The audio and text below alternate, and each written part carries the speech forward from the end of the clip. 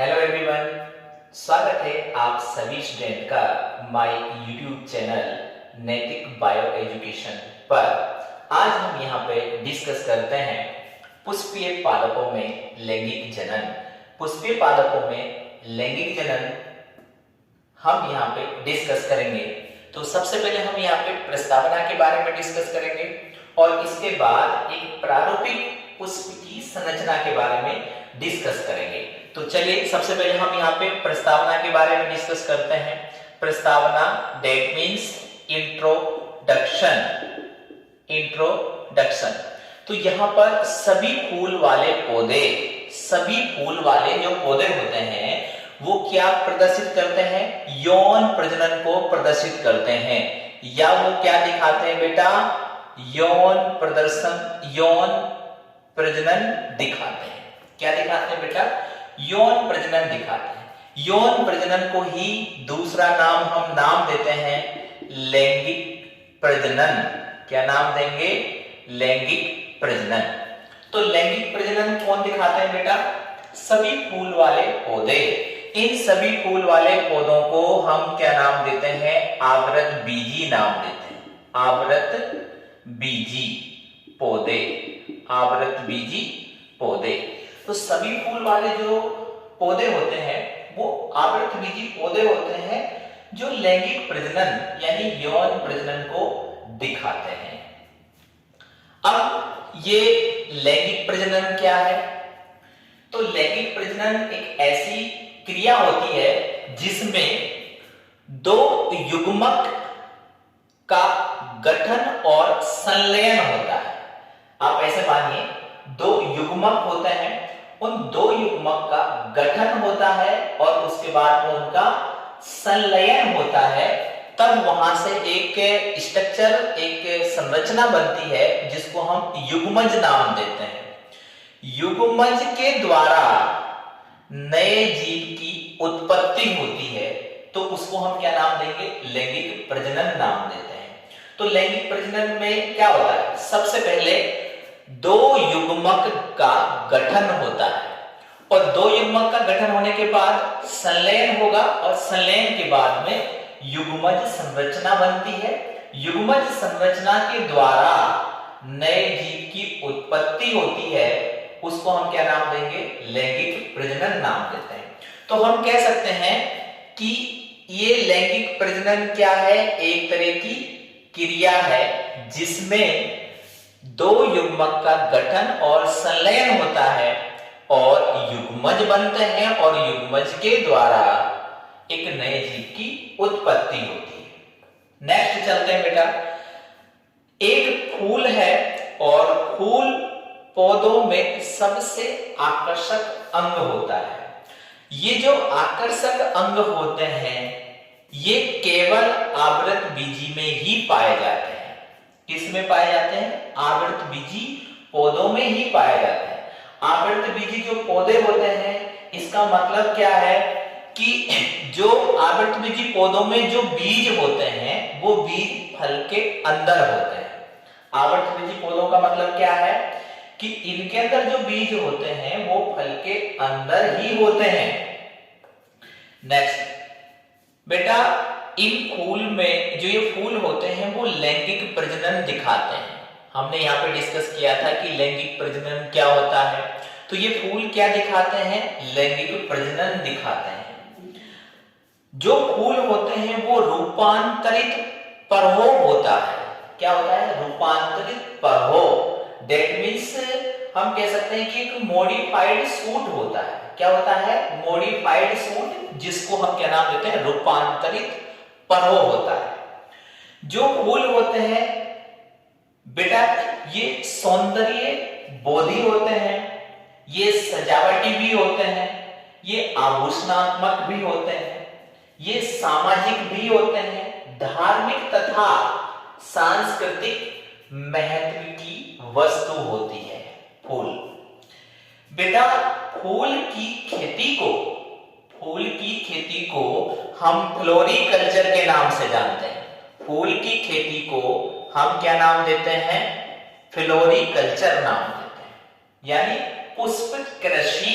क्या नाम नाम देंगे बेटा इसको हम? पुष्प कृषि। क्या नाम देते हैं इसको हम? पुष्प कृषि। तो सबसे महत्वपूर्ण क्या है कि बेटा जो हम पुष्प पढ़ रहे हैं, अगर इस पुष्प की खेती की बात करते हैं, जब पुष्प की खेती करते हैं तो पुष्प की खेती को हम नाम देते हैं फ्लोरिकल्चर। फ्लोरिकल्चर का मतलब क्या है? पुष्प कृषि। अब हम बात करते हैं कुछ ऐसे पुष्पीय पौधे जो आभूषणात्मक महत्व वाले होते हैं। मैंने यहां पर लिखा है आभूषणात्मक महत्व वाले पुष्पीय पौधे। ये पौधे बेटा कहां पाए जाते हैं? बगीचों में पाए जाते हैं।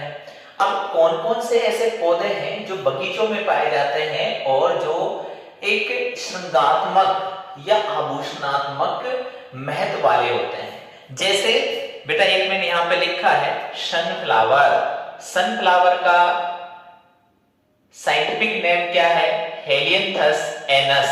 क्या है? Helianthus anus. एक होता है बेटा चाइना रोज। चाइना रोज को हम गुड़हल के नाम से भी जानते हैं और साइंटिफिक नेम क्या है? हिबिस्कस रोजा साइनेंसिस। क्या है बेटा? हिबिस्कस रोजा साइनेंसिस। एक है बेटा पेरीविंकिल, जो कि एक तरह के विंक का फ्लावर होता है और उसका साइंटिफिक नाम क्या है? लोचनेरा रोसिया। क्या है? लोचनेरा रोसिया। एक है लिली प्लांट जिसका साइंटिफिक नाम क्या है? लिलियम। एक ओलिएंडर है जिसका साइंटिफिक नेम क्या है? नेरियम इंडिकम। तो ये ऐसे कुछ प्लांट हैं जो ऑर्नामेंटल प्लांट होते हैं। इसके बाद हम यहां पे डिस्कस करते हैं सामाजिक एवं सांस्कृतिक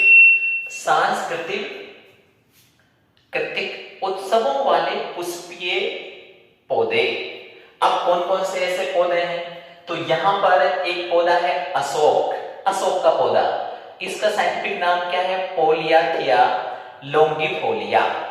एक दूसरा है बेटा पौधा चंपाका। तो चंपाका का साइंटिफिक नाम क्या है? मिजेलिया चंपाका। एक है बेटा अमलतास। अमलतास का साइंटिफिक नेम क्या है? केसिया फिस्टुला।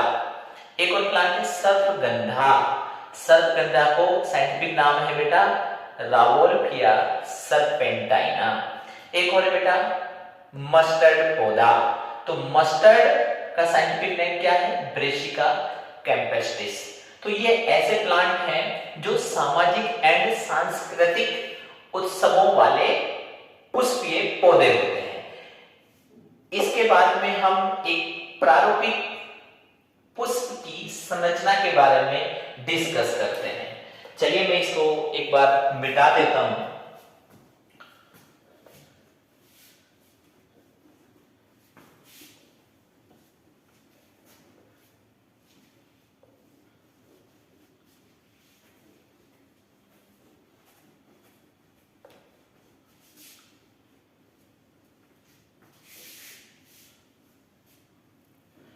इसके बाद हम बेटा यहां पे डिस्कस करते हैं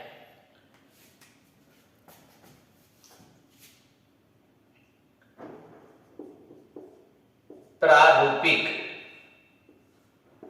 पुष्प की संरचना। प्रारूपिक पुष्प की संरचना।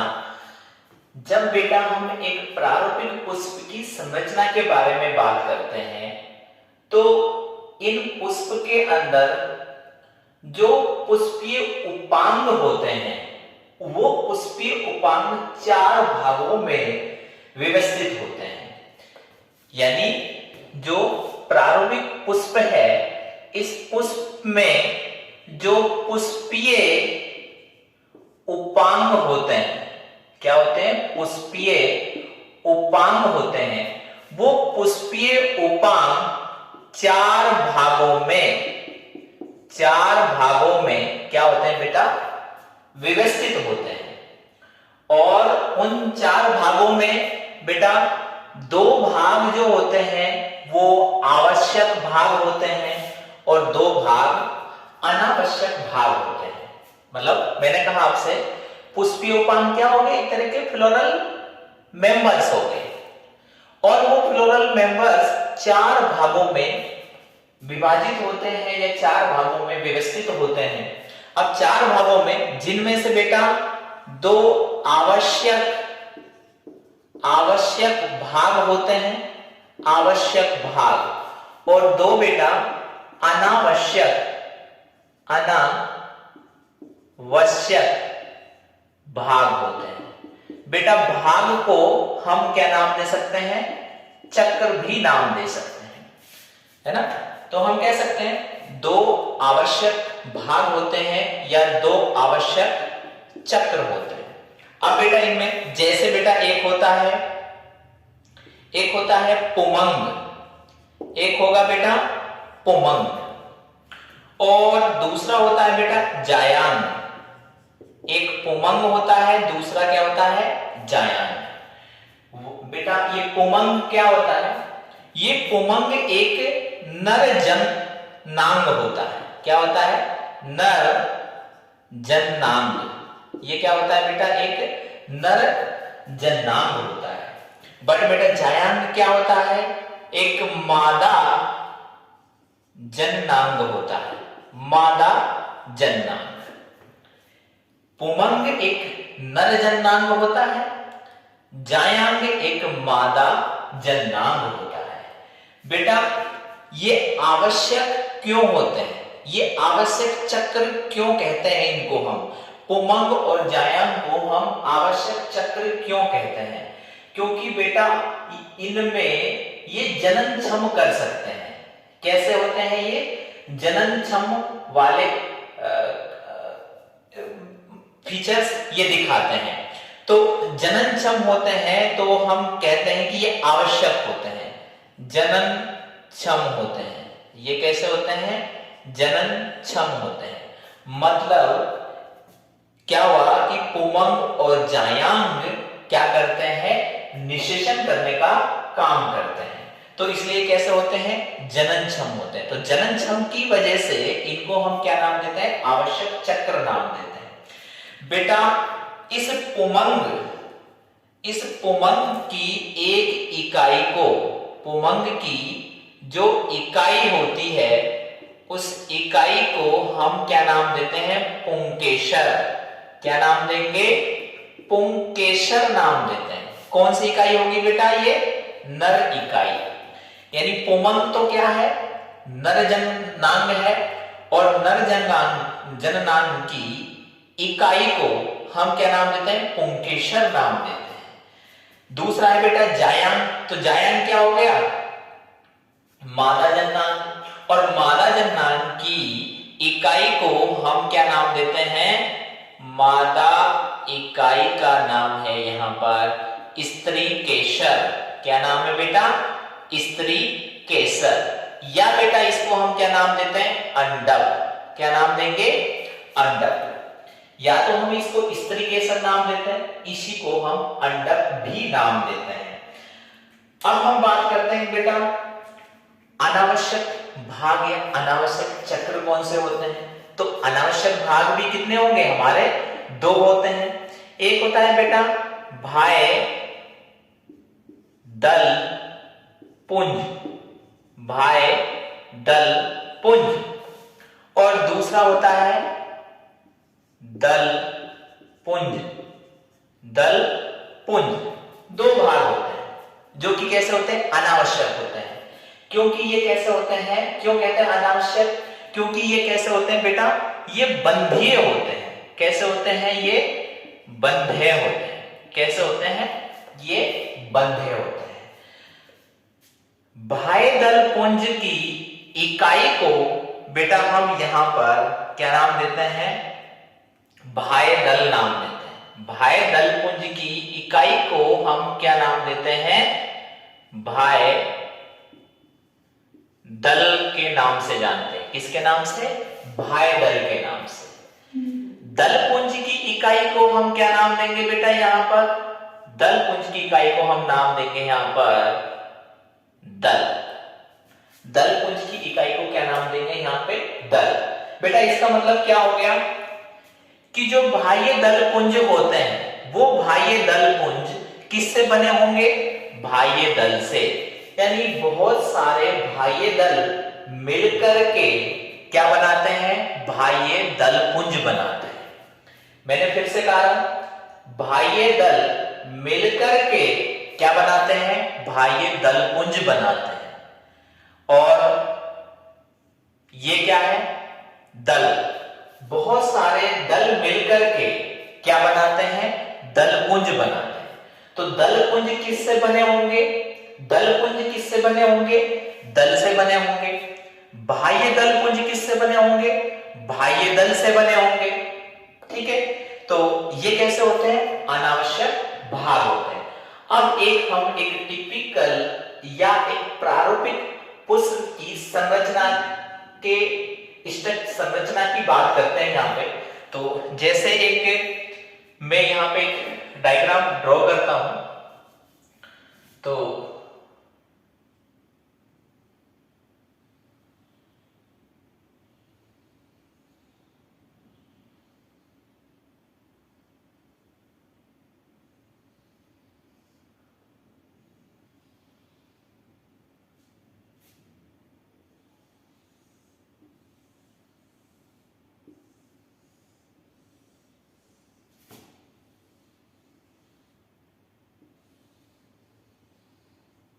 देखिए, ये एक जो चित्र मैंने यहां पे बनाया है बेटा, ये चित्र एक प्रारूपिक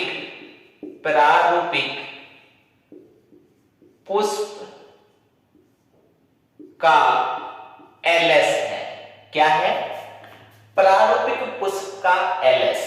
जब एक प्रारूपिक पुष्प का एलएस देखते हैं तो प्रारूपिक पुष्प के एलएस में हमें 4 भाग दिखाई देते हैं। मैंने आपको बताया था कि एक प्रारूपिक पुष्प की जब हम संरचना देखते हैं तो प्रारूपिक पुष्प की संरचना में 4 भाग या 4 चक्र हमें देखने को मिलते हैं।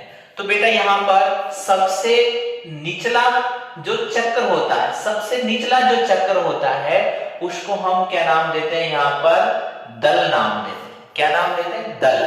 तो बेटा ये भी एक दल है, ये भी एक दल है। ऐसे ये दल, इस चारों तरफ दल हमें देखने को मिलते हैं। तो और ये दल मिलकर के एक चक्र बनाते हैं और उसको हम क्या नाम देंगे, इसको हम क्या नाम देंगे, बाह्य दल। तो ये दल कौन सा होगा, इस दल को हम क्या नाम देंगे, बाह्य दल। मैं यहां पे फिर से लिखता हूं, बाह्य दल। तो बाह्य दल, ये बाह्य दल है, ये भी एक बाह्य दल है। तो बाह्य दल मिलकर के क्या बनाते हैं, बाह्य दल पुंज बनाते हैं। इसके बाद में हम बात करते हैं बेटा दल पुंज की। और दल पुंज की यूनिट का नाम क्या है, इकाई का नाम क्या है, दल। तो ये क्या होंगे हमारे, दल। ये क्या होंगे, दल। ये भी एक दल है, ये भी एक दल है। दल मिलकर के क्या बनाते हैं, दल पुंज बनाते हैं। क्या बनाते हैं, दल पुंज बनाते हैं। तो और इसके अलावा देखिए, ये स्ट्रक्चर जो आपको देखने को मिल रहा है, यहां पर एक गोल सा स्ट्रक्चर संरचना दिख रही है। तो इसको हम नाम देते हैं बेटा परागकोश। क्या नाम देते हैं, परागकोश नाम देते हैं, परागकोश। और इसको हम क्या नाम देंगे बेटा, पुतंतु। क्या नाम देंगे, पुतंतु। बेटा परागकोश और पुतंतु, जो परागकोश और पुतंतु है वो एक तरह का क्या होता है, एक पुमंग होता है। क्या होता है, एक तरह का पुमंग। और पुमंग की जो इकाई होती है उसको हम क्या नाम देंगे, पुंकेसर। क्या नाम देंगे, पुंकेसर। तो यहां पे जो ये परागकोश और पुतंतु हैं ये क्या बनाते हैं, पुंकेसर बनाते हैं। इसको हम क्या नाम देंगे, पुंकेसर। ये क्या होगा यहाँ पे, पुंकेसर। अब देखिए पुंकेसर के कितने भाग हैं, पुंकेसर के 2 भाग हैं, परागकोश और पुतंतु। परागकोश और पुतंतु पुंकेसर बनाते हैं। और बहुत सारे पुंकेसर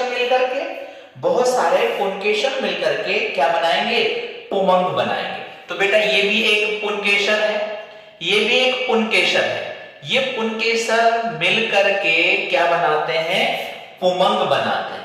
और ये पुमंग बेटा क्या है, नर जननांग है। इसके बाद हम बात करते हैं यहाँ पर सेंटर वाले भाग की, और वो क्या होगा बेटा, हमारा जायांग। और जायांग की एक यूनिट को या एक इकाई को हम क्या नाम देते हैं, स्त्री केसर या अंडक। तो ये क्या हो गया बेटा, ये पूरा एक अंडक है या स्त्री केसर है। लेकिन इस स्त्री केसर के भी कितने भाग होते हैं, 3 भाग होते हैं बेटा। सबसे पहला जो ऊपर का भाग है उसको हम क्या नाम देते हैं, वर्तिकाग्र। क्या नाम देंगे, वर्तिकाग्र। जो बीच वाला भाग होता है इसको हम नाम देंगे वर्तिका, और जो नीचे नीचे वाला भाग होता है इसको हम क्या नाम देंगे, अंडाशय। क्या नाम देंगे, अंडाशय। बेटा वर्तिका, वर्तिकाग्र और अंडाशय ये तीनों मिलकर के एक संरचना बनाते हैं जिसको हम क्या नाम देंगे, यहां पर स्त्री केसर। क्या नाम देंगे, स्त्री केसर। इसको हम क्या नाम देते हैं बेटा, स्त्री केसर, या इसी को हम क्या नाम देते हैं यहां पर, अंडक नाम देते हैं। या तो स्त्री केसर या अंडक नाम देते हैं। तो स्त्री केसर में कितने भाग होंगे, स्त्री केसर में 3 भाग होते हैं, वर्तिकाग्र, वर्तिका और अंडाशय। 3 भाग होंगे। तो ये मिलकर के क्या बनाते हैं, स्त्री केसर बनाते हैं। और स्त्री केसर, बहुत सारे स्त्री केसर मिलकर के क्या बनाएंगे, जायांग बनाते हैं। क्या बनाते हैं, जायांग बनाते हैं। अब इसके बाद जो यहां पे इस पुष्प का नीचे वाला जो भाग होता है, नीचे नीचे वाला भाग होता है, इसको हम क्या नाम देते हैं, पुष्प वृंत नाम देते हैं, है ना। क्या नाम देंगे इसको हम, पुष्प वृंत नाम देते हैं, पुष्प वृंत, पुष्प वृंत नाम देते हैं।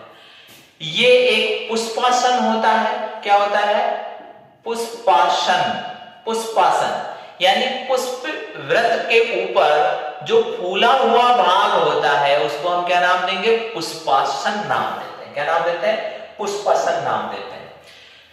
बेटा अब बात करते हैं, जैसे स्त्री केसर है तो स्त्री केसर का जो नीचे का भाग होता है जिसको मैंने क्या नाम दिया था, अंडाशय। इस अंडाशय में यहां पर अपरा होता है। क्या होता है, अपरा। इसको हम नाम देंगे अपरा।